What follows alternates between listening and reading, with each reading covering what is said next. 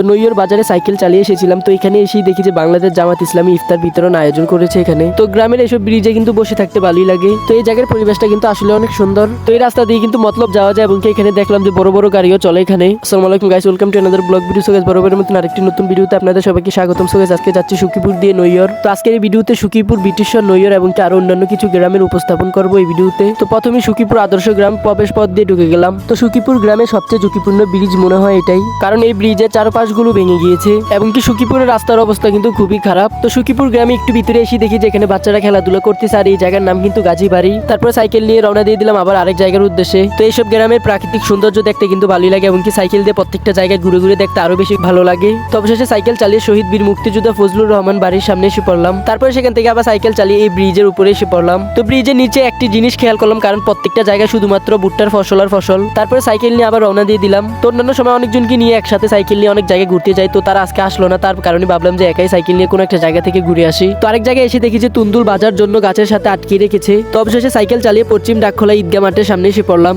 তো আজকে কিন্তু গ্রামের ভিতর দিয়ে সাইকেল চালিয়ে যাচ্ছি, কারণ আপনাদের সাথে গ্রামের কিছু সৌন্দর্য উপস্থাপন করার জন্য। তো এখন যে রাস্তা দিয়ে যাচ্ছি এই রাস্তার দুই পাশে কিন্তু শুধুমাত্র ফসল আর ফসল। তো এই ডাকখোলা গ্রামের ভিতর দিয়ে কিন্তু শুধুমাত্র কাঁচা রাস্তাই করা হয়েছে।